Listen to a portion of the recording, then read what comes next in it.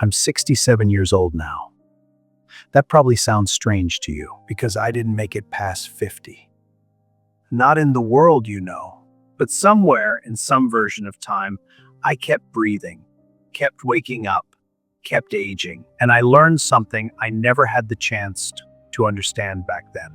Fame doesn't fill you, success doesn't save you, and the applause, it stops the moment you walk off stage. I spent my whole life performing, but I never learned how to just live. I just wanted to make people happy. I wanted to be remembered. I know. But let me speak now. I live longer than you ever did. Let me tell them what we never had time to understand. I was 5 years old the first time I stood in front of a crowd. Not because I asked for it, because I was good, because I could sing, because my father saw something in me that could be shaped, polished, sold. By the time I was 10, I wasn't a child anymore. I was a product, a sound, a brand, and I loved it. I did the lights, the screaming, the feeling that I mattered. But no one tells you what happens when you become famous before you become yourself. You don't grow up. You just perform growing up. I learned to smile on cue, to dance through exhaustion, to answer questions I didn't understand. I thought I was living the dream, but I wasn't living at all. I was being lived by schedules, by contracts, by the expectations of millions of people I'd never meet. And the saddest part, I thought that was love. Somewhere in my 20s, I started to feel it.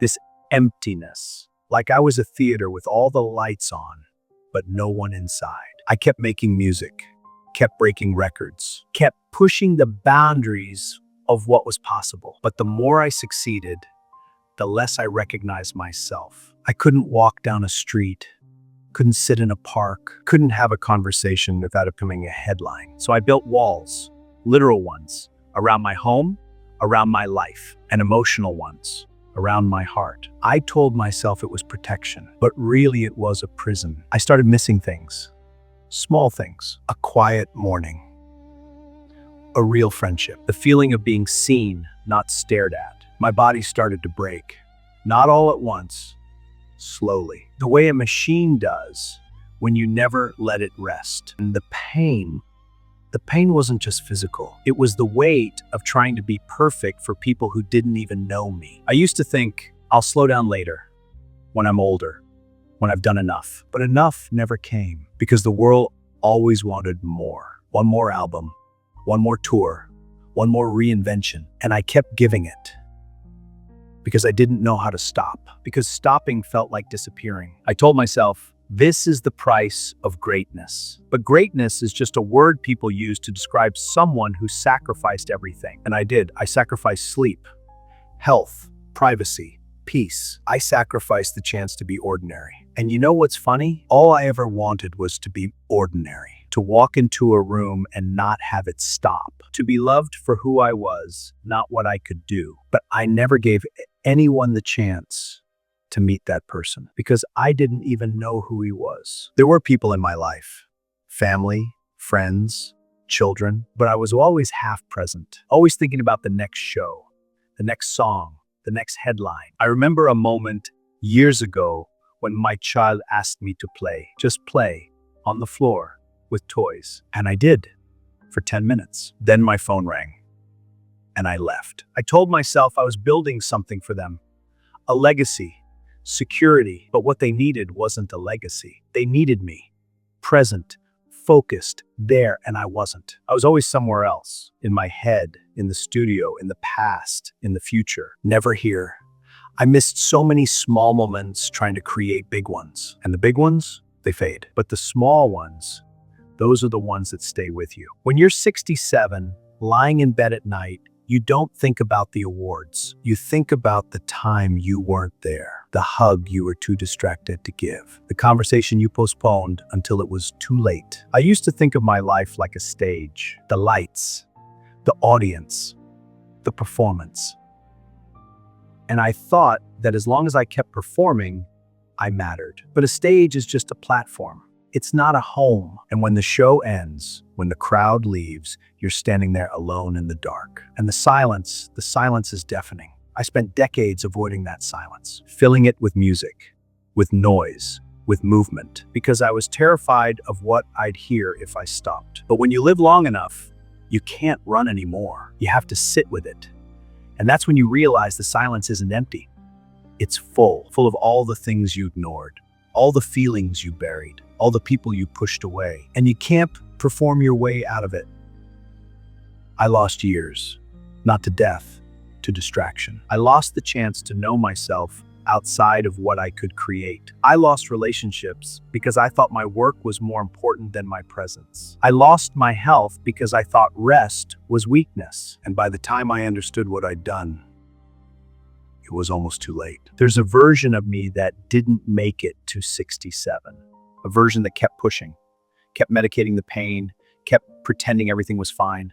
And that version, he didn't get a second chance. But I did. And let me tell you what I learned. You can't get time back.